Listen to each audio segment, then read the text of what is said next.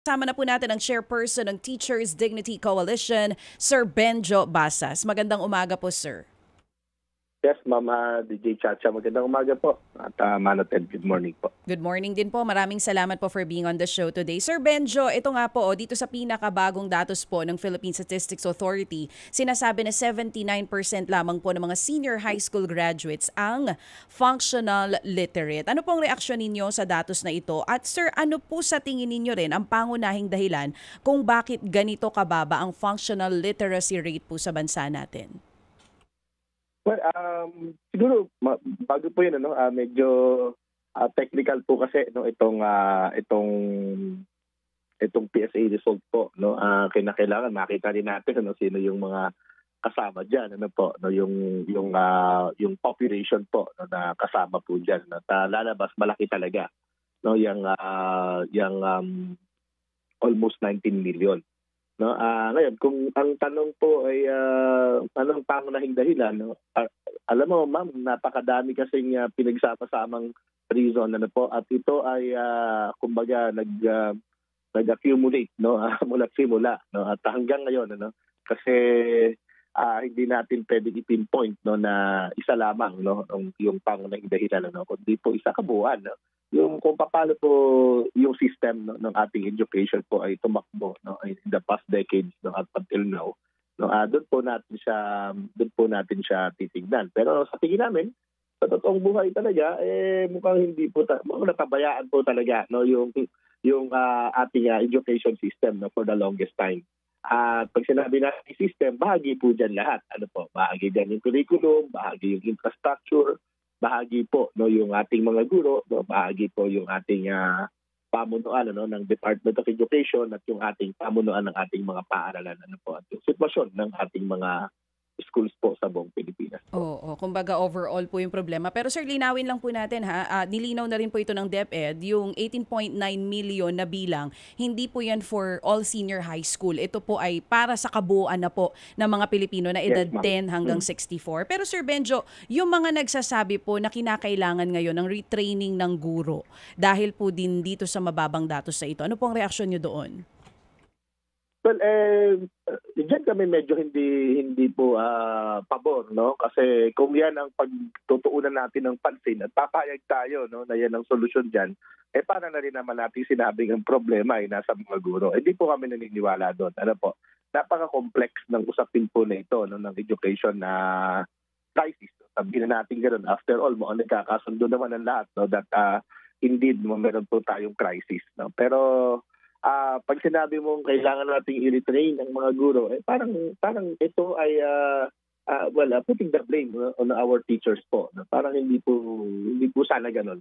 Kasi kahit gaano pa kahusay, kahit gaano pa kagaling, kahit gaano pa po katyaga ang ating mga guro, kung magtuturo ka in this situation, magtuturo ka in this given this circumstances po ng ating public schools, ng ating public education system, baka mabibigo. So hindi po nasa teacher yan. In fact, ang mga guro po natin ang sumasalba sa lahat ng pagkakataon na meron po tayong problema dito po sa ating sistema ng edukasyon. Bahagi po ang mga guro ng sistema, totoo po yan. Pero sa tingin nga namin, ang mga guro ay biktima rin ng the same system po na ito na pinaglilingkuran po nila.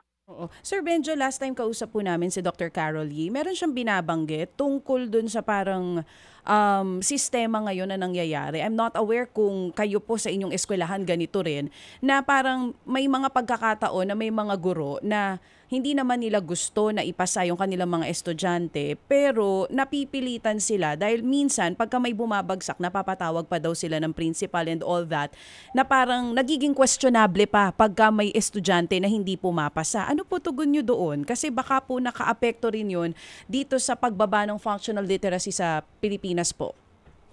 I fully agree. I fully agree. Pero sige, tignan natin. So, kasalanan ba ng mga teacher yan? Yan is Chacha, yung isang bagay na gusto namin ding tignan. Itong pinasa ng mga teacher yung mga bata, kahit hindi kompleto yung competency supposedly, na hawak-hawak niya, pinasa ng teacher. Pero we cannot blame the teacher. Why? Kasi kung ganito pa nga yung sitwasyon niya, hindi yung bata ay hindi talaga natuto, pinakiusapan siya ng magulang, halimbawa, di ba? O kaya pinagalitan siya ng kanyang head, no? Ng kanyang principal, no? For that matter, no? Bakit hindi mo ipapasa? Ipasa mo na yan kasi kawawa naman. That's one, no? O kaya, bakit pag hindi mo ipinasa yan, ikaw ang magtuturo niyan sa summer. No, pag hindi mo ipinasa yan, mag-reflect yan, no, sa ating performance, Yun no, ng nga, ating oo. paaralan, no, and everything. So lahat ng yan, ang babagsak ang sisi sa teacher. Kaya kahit ayaw niya, no, pikit mata, no, ipinapasa niya. Oo. Yung cycle na ito ay magpapatuloy, no. Pumasa ng grade 1 hindi nakakabasa, pumasa ng grade 2 hindi nakakabasa. In fact, umaabot, no, and there are studies po na umaabot hanggang grade 7 hanggang high school na hindi nakakabasa yung mga bata, no? Yun po talaga, no, kasi ang problema ho natin dito, no, yung mga teacher po, no, siya yung parurusahan. Kapag pinasa niya yung bata at pag pinasa niya yung bata kahit hindi natuto. So ano gagawin ni teacher? Sa dami niyang problema, sa dami niyang tinuturuan, hindi lamang naman isa, no? Of course, factor din yan, no? Hindi natututo yung bata, hindi niya natututukan kasi ang dami. No, grade 1, biruin mo grade 1, umaabot kayo ng 40. No? Minsan umaabot pa ng mahigit 40, no? Pag ganoon, paano mo naman mabibigyan ng individual attention yung mga batang ito, no? So babalik po tayo doon na Ma'am Chacha, no? Babalik tayo doon sa kabuuan ng sistema na ito, no? Kaya lang, syempre, ang pinakamadali, the most convenient excuse would be to blame the teachers, no? And that would be very unfair for us po. Yung binabanggit niyo po, Sir Benjo, na performance ratings, kailan po yan nagsimula? Yung parang maaapektuhan yung performance ratings ng teachers kapag meron siyang estudyante na babagsak. Kasi nga, minsan kahit ayaw naman nila, pero dahil apektado yung performance ratings nila, wala silang choice. Well, naghigpit po tayo ng performance rating over a decade ago, ano po, nung 2013, 2014 po, no? Meron po tayong tinatawag dyan na RPMS, no? Yung result-based performance management system. Ngayon po ay pending ito, no? Nasa transition ito. Binago ito, no? Pero halos ganoon pa rin, ano? Iniugnay ito, no, doon sa napakarami nating mga tinatawag na indicators, no? Lalo na if I'm mistaken, pagpasok ng 2015, ano? Ipinasok yung PPST. I don't know kung na-discuss ito ni Dr. Yi, no? Pinasok yung Philippine Professional Standard for Teachers, no? At yun ay taon-taon hinihingi si teacher natin ng napakaraming indicators, no, na dapat ay nakasulat sa papel, no? Yan yung tinatawag po namin na IPCRF, no, yung Individual Performance Review and Commitment, no, form, no? So medyo mahaba, medyo makapal na papel ho ito. Kinakailangan mo patunayan kahit anong ginawa mo, kahit ano ang trinabaho mo sa eskwela, ano, for that period of performance rating, kinakailangan i-dokumento mo yan. At meron tinatawag na means of verification. Ibig sabihin, meron kang mga patunay, no? So ito ay kinokondena namin ito, no? Dahil ito ay totoong pahirap sa ating mga guro at hindi nagre-reflect yung performance ng ating mga teacher dito. Kasi kami, as far as historically, no? Kapag pinag-usapan natin ang performance ng mga teacher, nung ako po ay nagsimula bilang guro sa Department of Education, no? Ma'am Chacha, no? That was 2002, no? Medyo matagal na rin, ano po. Ang performance namin noon ay sinusukat lamang sa napakasimpleng mga batayan, no? Natuto ba yung bata, no? Kami ba ay hindi umabsent, kami ba ay hindi na late, no? Marunong ba kaming makitungo sa aming mga kapwa guro, sa aming subordinates, sa aming superiors and everything. Ganun lamang po, no? Ngayon hindi po gano'n. Ngayon sa sobrang dami na hindi namin maintindihan, ano, kung bakit tayo humantong sa ganito, no? And yet hindi pa rin natuto yung mga bata. Kaya nga ako, simple lang challenge ko, no, ibalik natin dun sa tinatawag na PAS, no, yung Performance Appraisal System for Teachers. No, 2 pahina na performance rating. Hindi na itong RPMS, lalo hindi na itong IPCRF na ginagawa natin. Pasensya ka na, Ma'am Chacha, dami-daming mga letra dito, no? Pero ganyan po kakomplikado siguro, no? Pag pag-uusapan natin yung performance rating system natin, ano, dito sa Department of Education. And yet hindi natututo yung ating mga bata, no? Pero ang tataas na grade. Yan ang problema ho natin dito, no? Kasi kinakailangan mag-reflect na mataas yung grade ng mga bata. No? Pero sa issue ng pagkatuto, hindi po tayo sigurado kung natututo. At nakita ho natin yan, ano, ng panahon ng pandemic at kahit itong mga nakaraan, di ba? Dati nung panahon na nag-aaral po tayo, no, well, mas matanda ako ng konti sa'yo, Ma'am Cha, no? Pero nung nag-aaral tayo, no, di ba? Pag nag-grade ang bata no sa public school na 80, 85 na po, napakaligaya na po niyan. Na po, ngayon hindi po, no, napakatataas ng mga grades po ngayon. Again, even this grading system po ay binago po ito, no? Nagkaroon po tayo dito ng mga maraming mga pagbabago rin po. Okay. Benjo, blaming teachers. Meron ba? Who's blaming the teachers in this particular study of PSA? Wala naman po. Sa PSA, wala naman pong binabanggit. Pero nakikita ko namin yan. No, nakikita namin yan sa mga post, na naririnig po namin yan sa ilang pronouncements ng ilan nating mga leaders. No? Talaga? Sino? Sino?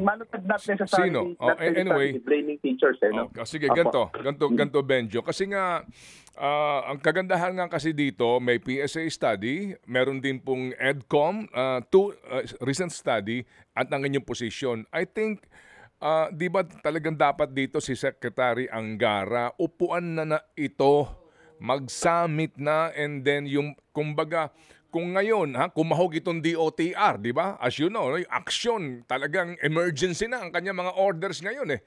Kasi lumuluba itong problema natin sa mga aksidenteng ito, sa mga pangyayaring ito. Di ba dapat ganun na rin ngayon sa education? Because itong mga nakababahala, ang EDCOM study at itong PSA study, what do you think? Well, of course, hinahanap din po namin yung the same passion na nakikita natin sa Secretary DOTR sa ating DepEd. No?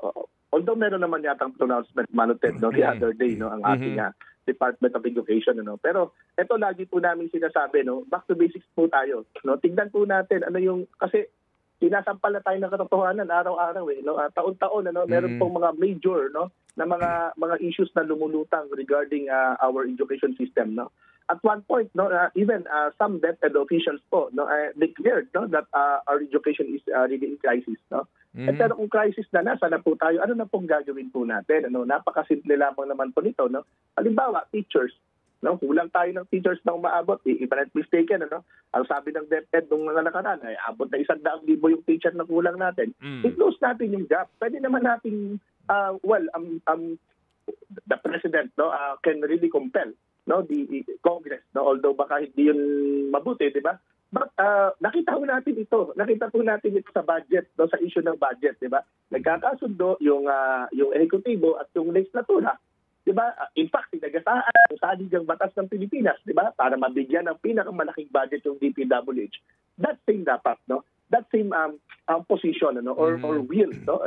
If that is a political will, ang dapat gawin po ng Pangulo natin, at ang dapat i-recommenda ng ating Secretary of Education sa ating Pangulo. Kasi manutin sa tingin namin, budget ang kailangan po nito sa kabuuan. Well, sabi din nga ng EDCOM, Executive Director, budget is an issue always, pero more than the budget nga, I mean, it's a napakalalim ng problema at talagang kinakailangan nga dito, whole of the nation approach, kumbaga, and mas mabilis na, no? So sabi mo na yon, yung keyword is political will, not just talking, not just press release, or not just mga, alam mo na, ibig ko sabihin, kung hindi nga maramdaman natin kung gaano na kaagresibo ang gagawing reforma ng DepEd at mismo ng palasyo sa isyong ito. Sige, so Benjo, salamat naman at amin napakinggan ng inyong panig sa napaka-importanteng issue ito na nalalaman namin kung saan kayo nang gagaling. Okay? Sige. Yes po. Salamat po, Manutad at Ma'am Chacha. Thank you at opportunity po. Salamat na marami. Si Ginoong Benjo Basas po ng Teachers Dignity Coalition. Ngayon pong halalan, pakinggan niyo po sila. Edukasyon pa rin ang kanilang plataforma.